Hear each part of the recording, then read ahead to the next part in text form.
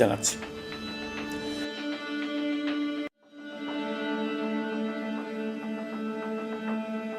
মাসে কুমিল্লা, নোয়াখালী, সিলেট অঞ্চলে আকস্মিক বন্যা এসব এলাকার মানুষকে হতভম্ব করে দিয়েছে। এখানে বেশিরভাগ এলাকায় কোনোদিন বন্যা হয়নি। তারা বন্যা মোকাবেলা করে অভ্যস্ত নন। দেশপ্রেমিক সশস্ত্র বাহিনী তাৎক্ষণিকভাবে বন্যা আক্রান্ত সবাইকে রক্ষার জন্য এগিয়ে আসে। সেনা, নৌ এবং বিমান বাহিনী পরস্পরের সঙ্গে সমন্বয় করে একযোগে কাজে নেমে পড়ার ফলে মানুষের দুর্ভোগ কম হয়েছে। এর পরপরই এনজিও এবং সাধারণ মানুষ দেশের সকল অঞ্চল থেকে দলে দলে এগিয়ে এসছে। আমি বিশেষ করে দেশপ্রেমিক সেনাবাহিনীকে আবারও ধন্যবাদ জানাচ্ছি। দেশের সকল দুর্যোগকালে তারা সবসময় আন্তরিকভাবে এগিয়ে এসছে। বিশেষ করে বন্যা ও শান্তি শৃঙ্খলা রক্ষার কাজে তাদের সৈনিক এবং অফিসাররা দিনের পর দিন যেভাবে দায়িত্ব পালন করেছে তার কোনো তুলনা হয় না। জনজীবনে স্বস্তি ও আত্মবিশ্বাস প্রতিষ্ঠায় তাদের ভূমিকা অনন্য। বাংলাদেশ সশস্ত্র বাহিনীর সকল সদস্যকে আমি ধন্যবাদ জানাই তাদের সততা, ত্যাগ ও অসীম দেশপ্রেমের জন্য। দেশের স্বাধীনতা সংগ্রাম থেকে শুরু করে বন্যা, খরা, ঝড়, বৃষ্টি, ঘূর্ণিঝড়, সকল প্রাকৃতিক দুর্যোগে আপনারা সকলের শেষ ভরসার স্থান। দেশের প্রতিটি ক্রান্তি লগ্নে আপনারা দেশের মানুষের পাশে থেকেছেন। দেশের স্বাধীনতার পক্ষে, সার্বভৌমত্বের পক্ষে অবস্থান নিয়েছেন। দেশ গঠনে আপনারা সবার আগে এগিয়ে এসছেন। বিগত জুলাই হতে শুরু হওয়া গণ অভ্যুত্থান, বন্যা, নিরাপত্তা প্রদান, অস্ত্র উদ্ধার সহ সকল কার্যক্রমে আপনারা সফলভাবে দিনরাত কাজ করে যাচ্ছেন। সরকার ও জনগণের পক্ষ থেকে আমি আপনাদের প্রতি কৃতজ্ঞতা জানাচ্ছি। বন্যা আমাদের জনজীবনে আরেকটি দিক উন্মোচন করল। দেশের সকল জায়গায় মানুষের সক্রিয় সহানুভূতির জোয়ার উঠেছিল অবিশ্বাস্য মাত্রা। ব্যবসায়ী, অর্থবান ব্যক্তিরা যেমন তাদের অর্থ নিয়ে স্বতঃস্ফূর্তভাবে এগিয়ে এসেছিল, তেমনি দেশের বিভিন্ন প্রান্তের সাধারণ মানুষ, স্কুল, কলেজ, বিশ্ববিদ্যালয়ের ছেলেমেয়েরা জোয়ারের ঢলের মতো যার যার সামর্থ্য নিয়ে এগিয়ে এসছে। অনেকেই ছুটে গেছে বন্যার্তদের সহযোগিতা করার জন্য। এনজিওরা বিভিন্ন জায়গা থেকে ছুটে গেছে তাদের সহায়তা নিয়ে। তাদের কাজে অনুপ্রাণিত হয়ে আমি এনজিও নেতাদের সঙ্গে বৈঠক করেছি কিভাবে সরকার তাদের কাজের সঙ্গে সরকারের উদ্যোগকে সমন্বিত করতে পারে, সেটার কাঠামো তৈরি করে দেওয়ার জন্য। বন্যা এখন চলে গেছে, কিন্তু পুনর্বাসনের কঠিন কাজ আমাদের সামনে রয়ে গেছে। সকলের সহযোগিতায় আমরা পুনর্বাসনের কাজটি সফলভাবে সমাধান করতে চাই। আইন শৃঙ্খলা পরিস্থিতির উন্নতির জন্য আমরা দিনরাত পরিশ্রম করে যাচ্ছি। যে সমস্ত ভাই বোনেরা তাদের গত 16 বছরের বেদনা জানিয়ে তার প্রতিকার পাওয়ার জন্য আমার অফিস এবং সচিবালয়ের অফিসসমূহের সামনে প্রতিদিন ঘেরাও কর্মসূচি দিয়ে আমাদের কাজকর্ম ব্যাহত করছিলেন, তারা আমার আহ্বানে সাড়া দিয়ে ঘেরাও কর্মসূচির থেকে বিরত হয়েছেন বটে, তবে অন্যত্র আবার তারা তাদের কর্মসূচি দিয়ে যাতায়াতে ব্যাঘাত সৃষ্টি করছেন। আমি কথা দিচ্ছি, আপনাদের ন্যায্য আবেদনের কথা আমরা ভুলে যাব না। আমরা সকল অন্যায়ের প্রতিকারের জন্য প্রতিশ্রুতিবদ্ধ। আমরা আমাদের দায়িত্বকালে যথাসম্ভব সব সমস্যার সমাধানের চেষ্টা করব। আমি আবারও অনুরোধ করছি, আপনারা যাতায়াতে ব্যাঘাত সৃষ্টি থেকে বিরত থাকুন। জাতি আপনাদের প্রতি কৃতজ্ঞ থাকবে। তৈরি পোশাক, ওষুধ শিল্প, এইসব এলাকায় শ্রমিক ভাই বোনেরা তাদের অভিযোগ জানানোর জন্য ক্রমাগতভাবে এই শিল্পের কার্যক্রম পরিচালনা বন্ধ রাখতে বাধ্য করছেন। এটা আমাদের অর্থনীতিতে যে নেতিবাচক প্রভাব ফেলবে সেটা মোটেই কাম্য নয়। এমনিতেই ছাত্র শ্রমিক জনতার বিপ্লবের পর যে অর্থনীতি আমরা পেয়েছি সেটা নিয়মনীতিবিহীন, দ্রুত ক্ষীয়মান একটা অর্থনীতি। প্রাতিষ্ঠানিক কাঠামো প্রায় ধ্বংসপ্রাপ্ত। বৈদেশিক মুদ্রার রিজার্ভ তলানিতে গিয়ে ঠেকেছে। আমরা এই অর্থনীতিতে প্রাণ সঞ্চারের চেষ্টা করছি, আমাদের উদ্যোগে সাড়াও পাচ্ছি। ঠিক এই সময়ে আমাদের শিল্প কারখানাগুলো বন্ধ হয়ে যাক, অকার্যকর হয়ে যাক, এটা আমাদের অর্থনীতিতে বিরাট আঘাত পড়বে। সেটা কিছুতেই আমাদের কাম্য হতে পারে না। শ্রমিক ভাই বোনদের অনেক দুঃখ আছে, কিন্তু সেই দুঃখ প্রকাশ করতে গিয়ে আপনাদের মূল জীবিকা বন্ধ হওয়ার উপক্রম হলে সেটা ঠিক হবে না। দেশের অর্থনীতি ধ্বংসপ্রাপ্ত হলে সেটা ঠিক হবে না। শ্রমিক মালিক উভয়ের পক্ষে আলোচনা করে এসব সমস্যার সমাধান আমরা অবশ্যই বের করব। আপনারা কারখানা খোলা রাখুন, অর্থনীতির চাকা সচল রাখুন, দেশের অর্থনীতিকে সোজা হয়ে দাঁড়াতে দিন। আমরা আপনাদের সমস্যার স্থায়ী সমাধান বের করার জন্য সর্বশক্তি প্রয়োগ করব। মালিক পক্ষের কাছে আমাদের আবেদন, আপনারা শ্রমিকদের সঙ্গে বোঝাপড়া করুন, কারখানা সচল রাখুন, অর্থনীতির দুর্বল স্বাস্থ্যকে সবল করে তুলুন। ওষুধ শিল্প এবং তৈরি পোশাক শিল্প দেশের গৌরব। এর মাধ্যমে আমাদের শ্রমিক ভাই বোনেরা তাদের কর্মকুশলতা বিশ্বকে মুগ্ধ করেছে। এর সাফল্য এখন থমকে আছে। আমরা এই দুই শিল্পকে তাদের সম্ভাব্য শীর্ষে নিয়ে যেতে চাই। দুর্বল করার তো প্রশ্নই ওঠে না। এই দুই শিল্পের কোথায় কোথায় বাধা আছে, সমস্যা আছে, সেগুলো চিহ্নিত করে তাকে বাধামুক্ত করতে চাই। আমরা বিদেশি ক্রেতাদের একত্রিত করে তাদের সহযোগিতা চাইব, যেন বাংলাদেশের এই শিল্প দুটি বিশ্বের অন্যান্য দেশের চাইতে বেশি আস্থাযোগ্য হয়ে গড়ে উঠতে পারে। সব কিছুই সম্ভব যদি আমরা শ্রমিক মালিক সম্পর্কটা একটা নির্ভরযোগ্য, আনন্দদায়ক করে গড়ে তুলতে পারি। আমাদের সরকারের প্রথম মাস কাটল, দ্বিতীয় মাস থেকে আমরা নতুন বাংলাদেশ গড়ার ভিত্তি হিসেবে নতুন শ্রমিক মালিক সম্পর্কের সূচনা করতে চাই। এটা দেশের সবার কাম্য।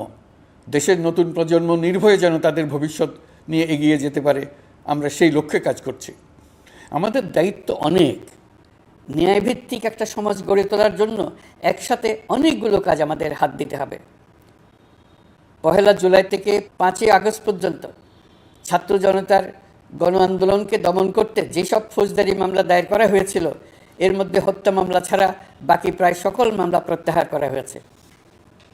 এইসব মামলায় গ্রেফতারকৃত সকলে মুক্তি পেয়েছে। দায়িত্ব গ্রহণের শুরুতেই অন্তর্বর্তীকালীন সরকার বিচার বিভাগের বড় সংস্কারের কাজে হাত দিয়েছে। যোগ্যতম ব্যক্তিকে প্রধান বিচারপতি নিয়োগ দেওয়াতে মানুষের মনে নতুন আশার সঞ্চার হয়েছে। আপিল বিভাগের বিচারপতি নিয়োগ, অ্যাটর্নি জেনারেল নিয়োগ এবং অন্যান্য নিয়োগগুলি অতি গুরুত্বপূর্ণ নিয়োগ, যেগুলো সবকটাই সম্পন্ন হয়েছে। সন্ত্রাস দমন আইন ও ডিজিটাল সাইবার নিরাপত্তা আইনে দায়েরকৃত মিথ্যা হয়রানিমূলক মামলাগুলো প্রত্যাহার করা হচ্ছে। সাইবার নিরাপত্তা আইন সহ বাংলাদেশে বিদ্যমান সকল কালো আইনের তালিকা করা হয়েছে। অতি সত্বর এই সকল কালো আইন বাতিল ও প্রযোজ্য ক্ষেত্রে সংশোধন করা হবে। সাংবাদিক সাগর রনি হত্যাকাণ্ড সহ বহুল আলোচিত 5টি হত্যাকাণ্ডের তদন্ত ও বিচার অগ্রাধিকার ভিত্তিতে ও দ্রুততম সময়ে নিষ্পত্তির জন্য সহায়তা প্রদান করা হচ্ছে। সম্প্রতি আমরা বলপূর্বক গুম থেকে সকল ব্যক্তির সুরক্ষার জন্য আন্তর্জাতিক কনভেনশনের সনদে স্বাক্ষর করেছি। ফলে স্বৈরাচার দ্বারা প্রতিষ্ঠিত গুম সংস্কৃতির সমাপ্তি ঘটানোর জন্য আন্তর্জাতিকভাবে আমরা প্রতিজ্ঞাবদ্ধ হলাম। এছাড়া আমরা ফেসিবাদ শাসনের 15 বছরে গুমের প্রতিটি ঘটনা তদন্ত করার জন্য পৃথক একটা কমিশন গঠন করছি। যেসব পরিবার তাদের নিখোঁজ পিতা, স্বামী, পুত্র এবং ভাইদের পাওয়ার জন্য বছরের পর বছর যন্ত্রণার সাথে অপেক্ষা করছেন, আমরা আপনাদের বেদনায় সমব্যথী। আয়নাঘরগুলো বন্ধ করে দেওয়া হয়েছে এবং সেই সাথে বের হয়ে আসছে ফ্যাসিস্ট হাসিনা সরকারের গুমের শিকার ভাই বোনদের কষ্ট ও যন্ত্রণা গাথা। আমাদের তরুণ প্রজন্মের ভবিষ্যৎ যেন উজ্জ্বল হয়, সেটা নিশ্চিত করতে শিক্ষা ব্যবস্থার দিকে আমাদের পূর্ণ নজর রয়েছে। ইতিমধ্যে প্রথম শ্রেণী থেকে দ্বাদশ শ্রেণী পর্যন্ত বর্তমানের ত্রুটিপূর্ণ শিক্ষাক্রম পরিবর্তন করা হয়েছে। বই সংশোধন ও পরিমার্জনের কাজ শেষ পর্যায়ে আছে। এই সংস্কারের কাজ অব্যাহত থাকবে। বিশ্ববিদ্যালয়সমূহের উচ্চ প্রশাসনিক পদগুলো পূরণ করে শিক্ষা কার্যক্রম স্বাভাবিক করার কাজ দ্রুত গতিতে এগিয়ে চলেছে। বেসরকারি শিক্ষা প্রতিষ্ঠানগুলোর পরিচালনা বোর্ডে দখলদারিত্বের রাজনীতি বন্ধ করার ব্যবস্থাও নেওয়া হয়েছে। আপনারা নিশ্চয় লক্ষ্য করেছেন, আমাদের প্রথম মাসে দেশের প্রায় সকল বিশ্ববিদ্যালয়ের উপাচার্য এবং উপাচার্য মহোদয়গণ পদত্যাগ করেছেন। উচ্চশিক্ষার ক্ষেত্রে এটা বিরাট শূন্যতার সৃষ্টি করেছে। প্রথম মাসে আমরা ক্রমাগতভাবে প্রতিটি বিশ্ববিদ্যালয়ে সবার কাছে গ্রহণযোগ্য এমন উপাচার্য এবং উপাচার্য নিয়োগ দেওয়ার কাজ শুরু করেছে। এর ফলে সকল সরকারি এবং বেসরকারি বিশ্ববিদ্যালয়গুলোতে নতুন উদ্যমে কাজ শুরু করার পরিবেশ সৃষ্টি হয়েছে। সংবাদ মাধ্যম ও মত প্রকাশের পূর্ণ স্বাধীনতা ইতিমধ্যে নিশ্চিত করা হয়েছে। আমরা সবাইকে বলে দিয়েছি, আপনারা মন খুলে আমাদের সমালোচনা করুন। আমরা সবার মতামতের প্রতি শ্রদ্ধাশীল। মিডিয়া যাতে কোনো রকম বাধা বিপত্তি ছাড়া নির্বিঘ্নে তাদের কাজ করতে পারে, সেজন্য একটা মিডিয়া কমিশন গঠন করা সরকারের সক্রিয় বিবেচনাধীন। আরও যেসব কমিশন সরকার সহ অন্য সবাইকে জবাবদিহিতার আওতায় আনতে পারে, আমরা তাদের পুনর্গঠন ও সংস্কারের উদ্যোগ নিয়েছি, যাতে তারা আরও শক্তিশালী হয়, জনকল্যাণে কাজ করে। দায়িত্ব গ্রহণের পর বিভিন্ন দেশের সরকার প্রধান টেলিফোনে এবং শুভেচ্ছা বার্তা পাঠিয়ে আমাকে অভিনন্দন জানিয়েছেন। বিভিন্ন দেশের রাষ্ট্রদূত এবং হাই কমিশনার বৃন্দ আমার সাথে সাক্ষাৎ করে দ্বিপাক্ষিক সহযোগিতা বৃদ্ধির আশ্বাস দিয়েছেন। আমার অনুরোধে সংযুক্ত আরব আমিরাতের 57 জন বাংলাদেশি যারা ফ্যাসিবাদ বিরোধী বিক্ষোভে অংশগ্রহণ করা বিভিন্ন মেয়াদে কারাদণ্ডে দণ্ডিত হয়েছিলেন, তাদের সাধারণ ক্ষমা ঘোষণা করেছেন সে দেশের সরকার। ইতিমধ্যে তাদের কয়েকজন দেশে ফিরে এসেছেন। এই ক্ষমা প্রদর্শন ছিল অতি বিরল একটি ঘটনা। এই জন্য আমি সংযুক্ত আরব আমিরাতের রাষ্ট্রপতি শেখ মোহাম্মদ বিন জায়েদ আল নাহিয়ানকে ধন্যবাদ ও কৃতজ্ঞতা জানিয়েছি আপনাদের সবার পক্ষ থেকে। যে সমস্ত সরকার প্রধানের সঙ্গে আমার টেলিফোনে যোগাযোগ হয়েছে তাদের মধ্যে রয়েছেন ভারতের প্রধানমন্ত্রী নরেন্দ্র মোদী, পাকিস্তানের প্রধানমন্ত্রী শাহবাজ শরীফ। আমরা ভারত এবং অন্যান্য প্রতিবেশী রাষ্ট্রসমূহের সঙ্গে সুসম্পর্ক চাই, তবে সেই সম্পর্ক হতে হবে ন্যায্যতা এবং সমতার ভিত্তিতে। ভারতের সাথে আমরা ইতিমধ্যে বন্যা মোকাবেলায় উচ্চ পর্যায়ে দ্বিপাক্ষিক সহযোগিতার আলোচনা শুরু করেছি। দক্ষিণ এশিয়ায় আঞ্চলিক সহযোগিতা বৃদ্ধির লক্ষ্যে আমি সার্ক রাষ্ট্রগোষ্ঠী পুনর্জীবিত করার উদ্যোগ নিয়েছি। আমরা চাই আমাদের দেশ যেন একটি গণতান্ত্রিক দেশ হিসেবে বিশ্বের কাছে সম্মানের সাথে পরিচিত হয়। দেশের পরিকল্পনা যেন দেশের মানুষ কেন্দ্রিক হয়, কোনো নেতা বা দল কেন্দ্রিক না হয়। আমরা স্বৈরাচারী হাসিনা সরকারের অহেতুক কোটি কোটি টাকা ব্যয়ের প্রকল্প বাস্তবায়িত হতে দেখেছি, যেগুলো কখনোই দেশের মানুষের জন্য ছিল না, বরং এর সাথে জড়িত ছিল কুৎসিত আমিত্ব এবং বিশাল আকারের চুরি। চলমান এবং প্রস্তাবিত সকল উন্নয়ন প্রকল্পগুলোর যাচাই বাছাই করার কাজ ইতিমধ্যে আমরা শুরু করেছি। প্রকল্প বাস্তবায়নের পর্যায় বিবেচনা করে বাকি কাজে ব্যয়ের সাশ্রয় এমনকি প্রয়োজন মতে তা বাতিল করার কথা বিবেচনা করা হবে। দেশের মানুষকে আর ফাঁকি দেওয়া চলবে না। কর্মসংস্থান তৈরি করবে এমন প্রকল্পগুলোকে আমরা অগ্রাধিকার দেব। লুটপাট ও পাচার হয়ে যাওয়া অর্থ ফিরিয়ে আনার উদ্যোগ আমরা নিয়েছি। আর্থিক খাতে শৃঙ্খলা ফিরিয়ে আনতে একটা ব্যাংকিং কমিশনও গঠন করার উদ্যোগ নেওয়া হয়েছে। বিভিন্ন ব্যাংকের পরিচালনা পরিষদ পুনর্গঠন করা হয়েছে। ব্যাংকিং খাতে এই এক মাসে বিরাট পরিবর্তন এসেছে, আপনারা নিশ্চয়ই সেটা লক্ষ্য করেছেন। আমরা এই খাতে নিয়মনীতি প্রতিষ্ঠা করতে পেরেছি। আরও অনেক কাজ বাকি রয়ে গেছে। প্রথম মাসের কাজ হিসেবে শুধু প্রধান কাজগুলো করেছে, তার সঙ্গে রয়েছে আরও অনেক পরবর্তী কাজ। ফ্যাসিবাদী সরকার লুটপাট করার জন্য নতুন করে 60,000 কোটি টাকা ছাপিয়ে বাজারে ছাড়ার কারণে মুদ্রাস্ফীতির শিকার হয়েছে দেশের মানুষ। এই অতুলনীয় মুদ্রাস্ফীতি নিয়ন্ত্রণ অন্তর্বর্তী সরকারের অন্যতম প্রধান লক্ষ্য। মুদ্রাস্ফীতি নিয়ন্ত্রণের লক্ষ্যে পলিসি সুদের হার বৃদ্ধি করে 9% উন্নীত করা হয়েছে। মূল্যস্ফীতি থেকে সাধারণ মানুষকে সুরক্ষা দেওয়ার উদ্দেশ্যে ওএমএস, খাদ্যবান্ধব কর্মসূচি সহ সুলভ মূল্যে প্রান্তিক মানুষের কাছে নিত্য প্রয়োজনীয় দ্রব্য সরবরাহ চলমান রাখা হয়েছে। মূল্যস্ফীতি মোকাবেলায় চলতি অর্থ বছরে চাল ও গম আমদানির জন্য 5,800 কোটি টাকা, আভ্যন্তরীণ সংগ্রহের জন্য 8,900 কোটি টাকা এবং খাদ্য ভর্তুকির 3টি প্রোগ্রামের জন্য 7,360 কোটি টাকা বরাদ্দ রাখা হয়েছে।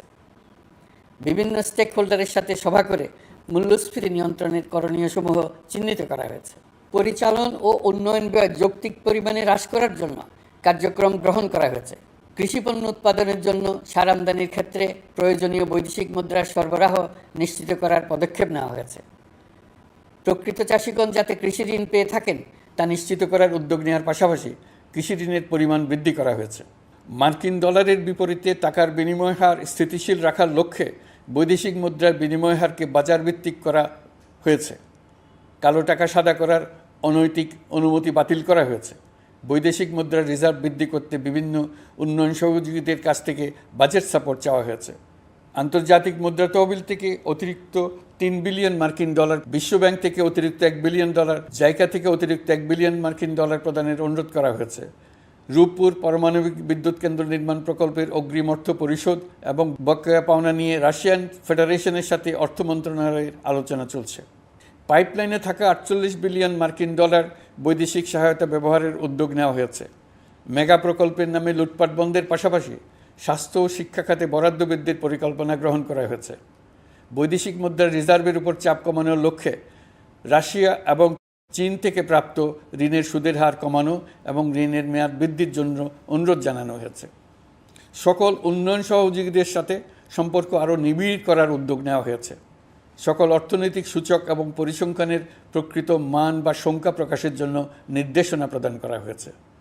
জিডিপি, মূল্যস্ফীতি ইত্যাদি সঠিক উপাত্ত সংগ্রহ, প্রাক্কলন ও প্রকাশের জন্য নির্দেশনা দেওয়া হয়েছে। জাতীয় রাজস্ব বোর্ড এবং অর্থ বিভাগের রাজস্ব আয় সম্পর্কিত উপাত্তের মধ্যে পার্থক্য নিরসনে উদ্যোগ নেওয়া হয়েছে। প্রকৃত রপ্তানি আয় নিরূপণ এবং প্রকাশের নির্দেশনা দেওয়া হয়েছে। জাতীয় রাজস্ব বোর্ডের অটোমাইজেশনের লক্ষ্যে পরিকল্পনা গ্রহণ করা হয়েছে। পুঁজিবাজারকে স্বাভাবিক ধারায় ফিরিয়ে আনতে সিকিউরিটি এক্সচেঞ্জ কমিশন পুনর্গঠন করা হয়েছে। নিত্য প্রয়োজনীয় পণ্য সামগ্রী সরবরাহ স্বাভাবিক রাখার নিমিত্তে ব্যবসায়ী, শিল্প মালিক ও ব্যবসায়ী সংগঠনের সাথে সভা করা হচ্ছে এবং তাদের মতামতের ভিত্তিতে বিভিন্ন ব্যবস্থা গ্রহণ করা হচ্ছে। বিদ্যমান মজুদ ও ঘাটতি মূল্যায়ন করে ভবিষ্যৎ চাহিদা পর্যালোচনা করে স্থানীয় উৎপাদন বৃদ্ধির পাশাপাশি আমদানি পর্যায়ে বিভিন্ন জটিলতা দূরীকরণ, বন্দর ও বড় মোকামসহ পরিবহন ব্যবস্থার বিভিন্ন সমস্যা সমাধানে সংশ্লিষ্ট সকল মন্ত্রণালয়, দপ্তর, বিভাগকে প্রয়োজনীয় নির্দেশ দেওয়া হয়েছে। এই জন্য তেল, চিনি, ডিম ও মাংস উৎপাদনকারী বৃহৎ প্রতিষ্ঠানসমূহের সাথে সভা ও মতবিনিময় করা হচ্ছে। নিত্য প্রয়োজনীয় কিছু দ্রব্যাদি যেমন পেঁয়াজ, আলু এসবের দাম আরও কমানোর জন্য বিদ্যমান শুল্ক হার হ্রাসের বিষয়ে এনবিআরকে প্রয়োজনীয় নির্দেশনা দেওয়া হয়েছে। ইতোমধ্যে এনবিআর পেঁয়াজ, আলু ও কতিপয় কীটনাশকের ক্ষেত্রে আমদানি শুল্ক হ্রাস এবং ক্ষেত্র বিশেষে রেগুলেটরি শুল্ক প্রত্যাহার করে এসআরও জারি করেছে। নিম্ন আয়ের 1 কোটি পরিবারকে টিসিবির মাধ্যমে হ্রাসকৃত মূল্যে কিছু পণ্য যেমন পরিবার প্রতি চাল মাসে 5 কেজি, সয়াবিন তেল মাসে 2 কেজি, মসুর ডাল মাসে 2 কেজি দেওয়া হচ্ছে। এটি সামনের দিনগুলোতে অব্যাহত রাখা হবে। সরকার দায়িত্ব গ্রহণের পর জনপ্রত্যাশা অনুযায়ী বিদ্যুৎ, জ্বালানি ও খনিজ সম্পদ মন্ত্রণালয় হতে বিদ্যুৎ ও জ্বালানির দ্রুত সরবরাহ বৃদ্ধি আইনের অধীনে চলমান সকল প্রকার নেগোসিয়েশন, প্রকল্প বাছাই এবং ক্রয় প্রক্রিয়াকরণ কার্যক্রম আপাতত স্থগিত করা হয়েছে। গত 1.5 দশকে এই আইন ব্যবহার করে লক্ষ কোটি টাকা লুটপাট হয়েছে। বিদ্যুৎ, জ্বালানি ও খনিজ সম্পদ মন্ত্রণালয়ের আওতাধীন কোম্পানিসমূহে অধিকতর স্বচ্ছতা ও জবাবদিহিতা আনার লক্ষ্যে কোম্পানিসমূহের পরিচালনা পর্ষদ পুনর্গঠন করা হয়েছে। প্রকৌশল, ভূতত্ত্ব এবং খনিজ হিসাব বিষয়ে অধ্যয়ন করেছে এমন ছাত্র প্রতিনিধি অন্তর্ভুক্ত করার জন্য উদ্যোগ গ্রহণ করা হয়েছে। এই খাতে অধিকতর সক্ষমতা, গতিশীলতা এবং জবাবদিহিতা নিশ্চিত করার লক্ষ্যে বিশেষজ্ঞগণের সমন্বয়ে একটি কমিটি গঠন করা হয়েছে। জ্বালানি তেলের মূল্য জনপ্রত্যাশা অনুযায়ী সহনশীল রাখতে অকটেন ও পেট্রোলের দাম 6 টাকা, ডিজেল ও কেরোসিনের দাম 1 টাকা 25 পয়সা কমানো হয়েছে।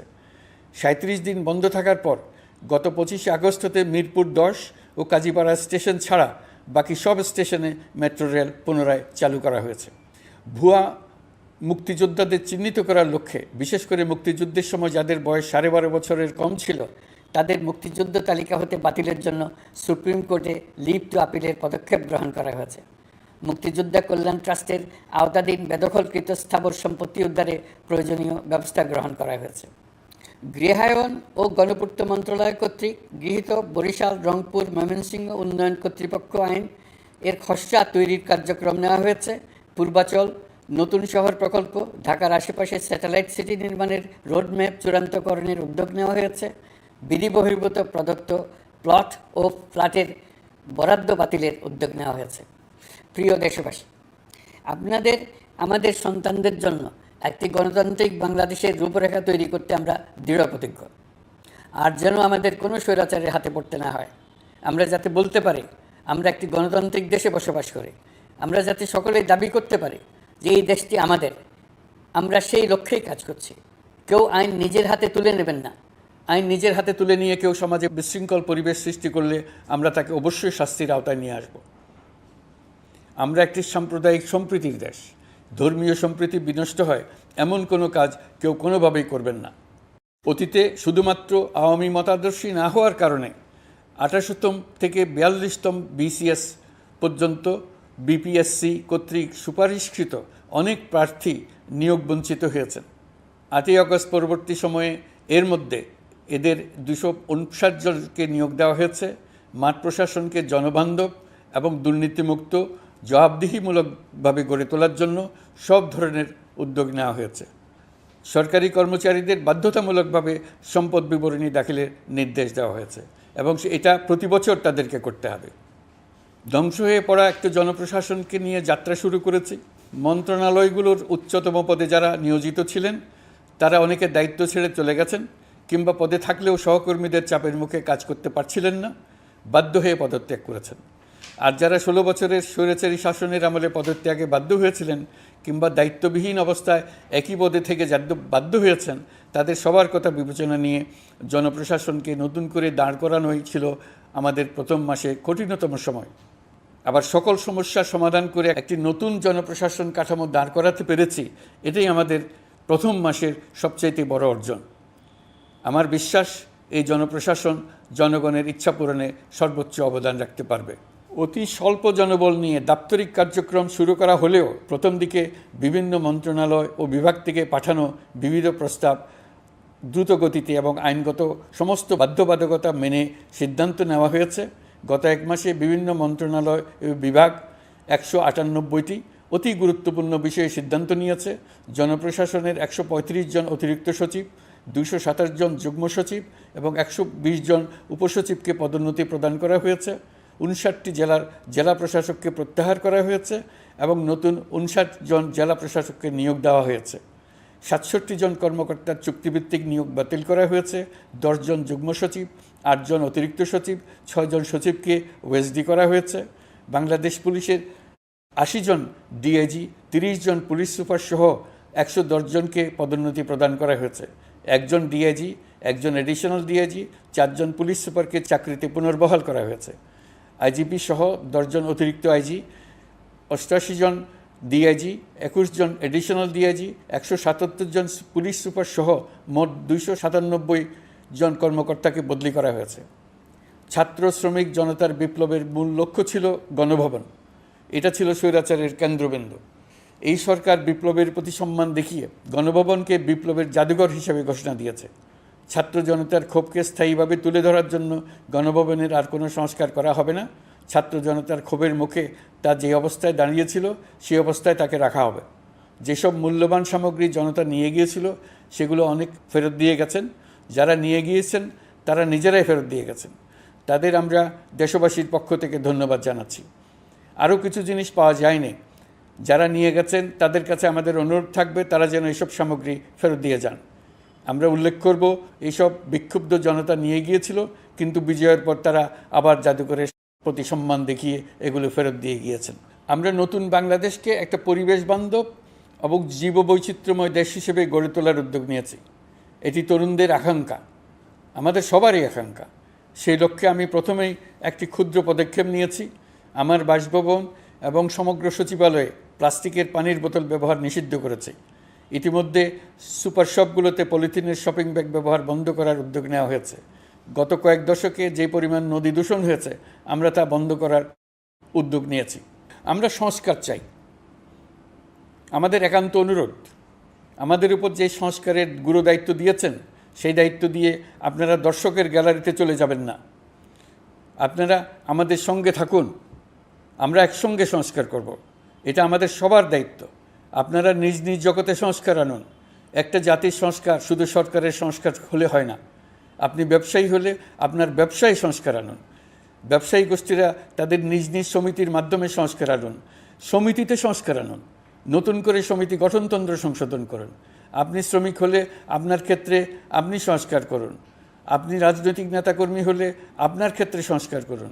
আপনি প্রতিষ্ঠান প্রধান হলে আপনার প্রতিষ্ঠানে সংস্কার আনুন। আমি এটাকে সুযোগ হিসেবে গ্রহণ করার জন্য সবাইকে আহ্বান জানাচ্ছি। এই সংস্কারের মাধ্যমে আমরা জাতি হিসেবে নতুনভাবে যাত্রা শুরু করতে চাই।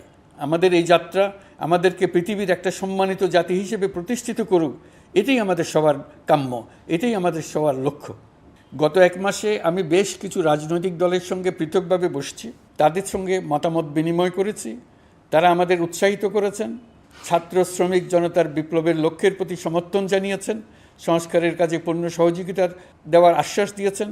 আমি দেশের বিশিষ্ট সম্পাদক বৃন্দের সঙ্গে মত বিনিময় করেছি, তারাও সংস্কারের কাজে পূর্ণ সহযোগিতা দেওয়ার আশ্বাস দিয়েছেন। তারা বিভিন্ন বিষয়ে মূল্যবান পরামর্শ দিয়েছেন। সবার পরামর্শ নিয়ে এখন আমাদের অগ্রসর হওয়ার পালা।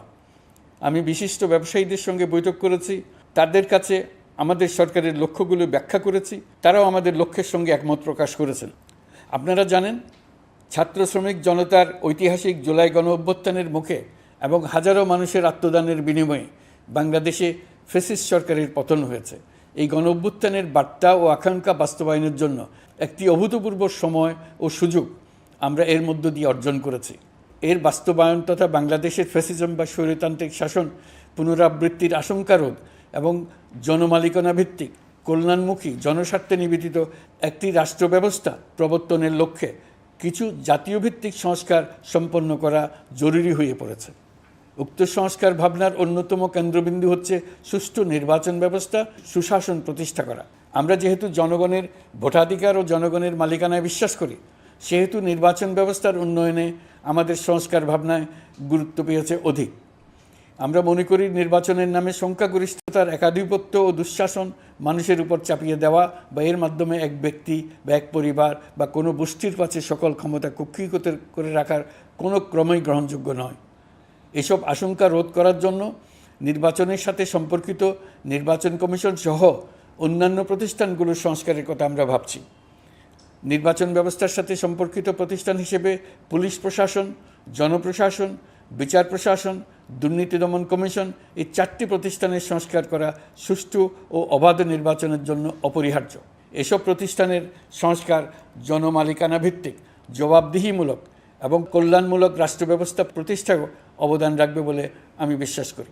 এর পাশাপাশি সমাজের সকল স্তরের মানুষের প্রতিনিধিত্ব ও স্বার্থ নিশ্চিত করার জন্য এবং জুলাই গণ অভ্যুত্থানের বার্তাকে প্রতিফলিত করার জন্য সাংবিধানিক সংস্কারের প্রয়োজন আমরা অনুভব করছি। এসব বিষয়ে সংস্কার করার প্রাথমিক পদক্ষেপ হিসেবে আমরা প্রাথমিকভাবে 6টি কমিশন গঠন করার সিদ্ধান্ত নিয়েছি। এসব কমিশনের কাজ পরিচালনার জন্য বিষয়ভিত্তিক অভিজ্ঞতা বিবেচনা করে 6 জন বিশিষ্ট নাগরিকের নেতৃত্বে এই কমিশনগুলো পরিচালনা করার দায়িত্ব দিয়েছি। এরপর আরও বিভিন্ন বিষয়ে কমিশন গঠন করার প্রক্রিয়া আমরা অব্যাহত রাখব। নির্বাচন ব্যবস্থা সংস্কার কমিশনের প্রধান হিসেবে দায়িত্ব পালন করবেন ডক্টর বদিউল আলম মজুমদার। পুলিশ প্রশাসন সংস্কার কমিশনের প্রধান হিসেবে কাজ করবেন জনাব সরফরাজ চৌধুরী।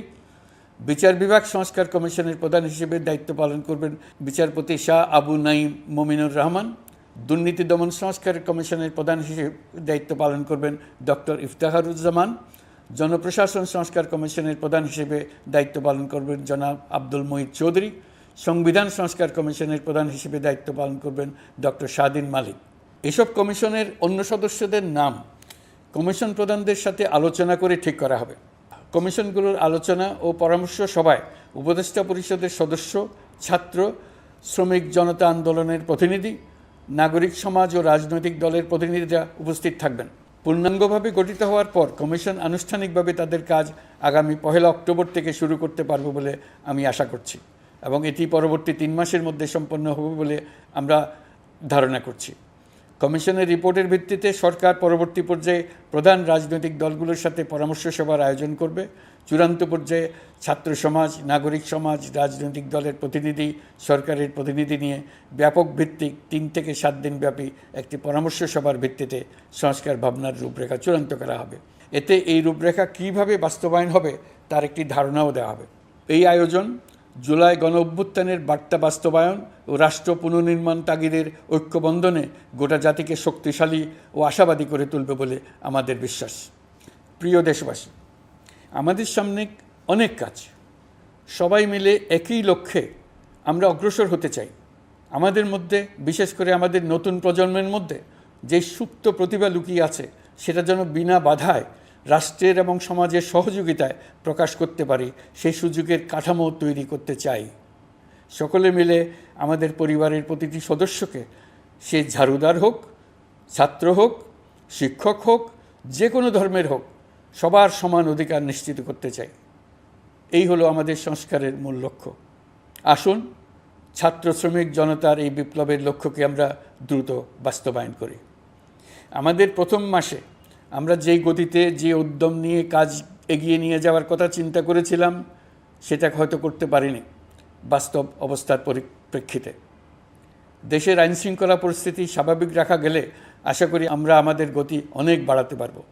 এই জন্য দেশের সকল মানুষের কাছে শিক্ষক, ছাত্রছাত্রী, কৃষক, শ্রমিক, পেশাজীবী, বড় ব্যবসায়ী, ক্ষুদ্র ব্যবসায়ী, দিনমজুর, গৃহিণী সকলের সহযোগিতা চেয়েছি।